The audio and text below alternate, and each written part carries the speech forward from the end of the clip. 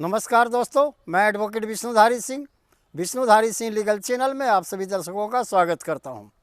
दोस्तों, आजकल मैं ऑनरेबल सुप्रीम कोर्ट के जजमेंट को आपके सामने प्रोड्यूस करता हूं। तो आज का जो ऑनरेबल सुप्रीम कोर्ट का जजमेंट है दोस्तों, वो है कि क्या दाखिल खारिज के आधार पर कोई व्यक्ति ज़मीन का मालिक बन सकता है या नहीं। इसी मुद्दे पर ऑनरेबल सुप्रीम कोर्ट का क्या वर्डिक्ट है, आइए अपने कुछ हम साइटेशन के माध्यम से, कुछ उदाहरण के माध्यम से इसे समझें। दोस्तों, ट्रांसफ़र ऑफ प्रॉपर्टी एक्ट के अनुसार किसी भी संपत्ति के ट्रांसफ़र का बेसिक प्रिंसिपल है, बुनियादी आधार है कि या तो संपत्ति ट्रांसफ़र की जाएगी सेल डीड के द्वारा, विक्रय पत्र के द्वारा, या डीड ऑफ गिफ्ट के द्वारा, दान पत्र के द्वारा, या विल के द्वारा, वसीयत के द्वारा, या दोस्तों रिलिंक्विशमेंट डीड के द्वारा, हक त्याग प्रमाण पत्र के द्वारा। दोस्तों, कोई भी डीड अगर आप एग्जीक्यूट कर देते हैं, उसके बाद आप दाखिल खारिज कराने जाते हैं, तो दाखिल खारिज मात्र टाइटल का आधार नहीं हो सकता। टाइटल के आधार के लिए ज़रूरी है वह हस्तांतरण का दस्तावेज जो गिफ्ट के रूप में हो, सेल के रूप में हो, विल के रूप में हो, या रिलिंक्विशमेंट के रूप में हो। म्यूटेशन सिर्फ पोजीशन राइट देता है दोस्तों। आपका पोजेसिव राइट को कन्फर्म स्टेट गवर्नमेंट के द्वारा किया जाता है म्यूटेशन के अंदर में। अगर आप किसी ज़मीन का दाखिल खारिज करवा लेते हैं, इसका मतलब है कि उस ज़मीन पर वर्तमान में आपका कब्जा है, सरकार ने इसे कन्फर्म कर दिया, और कब्जाधारी से सरकार टैक्स लेती है, इसीलिए आपको रेंट देना पड़ता है और रिसीट लेना पड़ता है दोस्तों। तो आइए आप देखते हैं कि ऑनरेबल सुप्रीम कोर्ट ने इस मुद्दे पर क्या कहा। Jitendra Singh versus state of UP, ये 2021 का जजमेंट है ऑनरेबल सुप्रीम कोर्ट का दोस्तों। यह जजमेंट है SC नंबर 802, इसका साइटेशन नंबर है 802 दोस्तों। तो आइए इस जजमेंट में ऑनरेबल सुप्रीम कोर्ट ने क्या कहा कि कोई भी व्यक्ति मात्र दाखिल खारिज के आधार पर किसी संपत्ति का मालिक नहीं बन सकता। उसके लिए उसे टाइटल ट्रांसफ़र का दस्तावेज दिखाना ही होगा। जब तक टाइटल ट्रांसफ़र का दस्तावेज प्रूफ नहीं होता, मात्र दाखिल खारिज के आधार पर वह व्यक्ति उस ज़मीन का मालिक नहीं बन सकता। अपने इसी जजमेंट में ऑनरेबल सुप्रीम कोर्ट ने आगे कहा दोस्तों कि म्यूटेशन सिर्फ आपको रिकॉर्ड ऑफ राइट नहीं है, म्यूटेशन पोजेसिव राइट है। यानी म्यूटेशन का मतलब ये माना गया कि आपका सिर्फ ज़मीन पर कब्जा है, न कि उस ज़मीन पर मालिकाना हक है।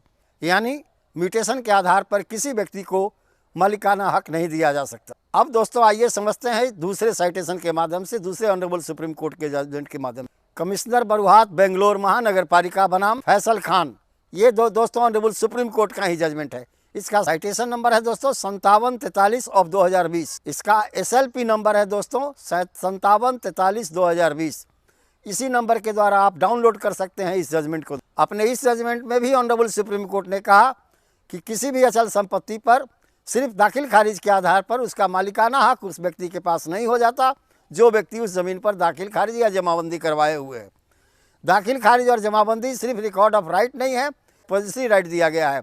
यानी वह व्यक्ति जिसका ज़मीन पर कब्जा है, उस कब्जाधारी से टैक्स वसूलने के लिए सिर्फ रेंट रिसीट का इस्तेमाल किया जाता है, दाखिल खारिज का इस्तेमाल किया जाता है। इससे किसी को उस ज़मीन का मालिकाना हक नहीं मिल जाता दोस्तों।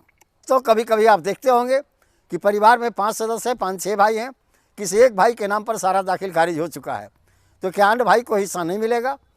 अन्य भाई का भी हिस्सा है दोस्तों, अन्य भाई को भी हिस्सा मिलेगा। आइए दोस्तों इस मुद्दे पर ऑनरेबल सुप्रीम कोर्ट ने अपने अगले जजमेंट में क्या कहा। इसका केस है दोस्तों सीताराम भाऊ पाटिल बनाम रामचंद्र नागो भाऊ पाटिल। दोस्तों ऑनरेबल सुप्रीम कोर्ट का जजमेंट है, इसका साइटेशन नंबर है दोस्तों 1712। दोस्तों अपने इस केस के अंदर में ऑनरेबल सुप्रीम कोर्ट ने अपना वर्डिक्ट दिया कि एक परिवार में 20 सदस्य हैं या 10 सदस्य हैं, उसमें एक सदस्य के नाम पर दाखिल खारिज है, म्यूटेशन है, तो अन्य सदस्यों का भी उतना ही शेयर होगा जितना उस व्यक्ति का शेयर है जिसके नाम पर म्यूटेशन होगा। यानी म्यूटेशन के आधार पर, दाखिल खारिज के आधार पर, जमाबंदी के आधार पर कोई भी व्यक्ति अपने ज़मीन का मालिक नहीं बन सकता। ट्रांसफ़र के लिए ज़रूरी है कि उपरोक्त बताए हुए विधि जो basic principle of transfer of property है दोस्तों, कि ट्रांसफ़र तभी माना जाएगा जबकि सेल डीड एग्जीक्यूट हुआ हो, डीड ऑफ गिफ्ट एग्जीक्यूट हुआ हो, विल एग्जीक्यूट हुआ हो, या रिलिंक्विशमेंट डीड एग्जीक्यूट हुआ हो। अन्यथा अन्य कोई भी तरीका संपत्ति ट्रांसफ़र का नहीं है दोस्तों। इसलिए अब आप क्लियर समझ गए होंगे 3-4 जजमेंट के द्वारा दोस्तों कि मात्र म्यूटेशन या दाखिल खारिज के आधार पर या जमाबंदी के आधार पर आप ज़मीन के मालिक नहीं बन सकते। आजकल देखते हैं गाँव में कुछ दबंग लोग होते हैं जो बलपूर्वक CO से कॉन्टैक्ट करके, CO से मेल मिलाप करके, तहसीलदार से मेल मिलाप करके आपके ज़मीन पर दाखिल खारिज कराकर कब्जा कर लेते हैं। तो क्या वो ज़मीन उनका हो जाएगा? नहीं दोस्तों। अगर इस तरह की समस्या किन्हीं लोगों के पास है तो उपरोक्त बताए गए ये 3-4 जजमेंट के आधार पर आप कोर्ट में जाकर के अपनी समस्या का निदान पा सकते हैं। धन्यवाद दोस्तों। अब विशेष अगले वीडियो में।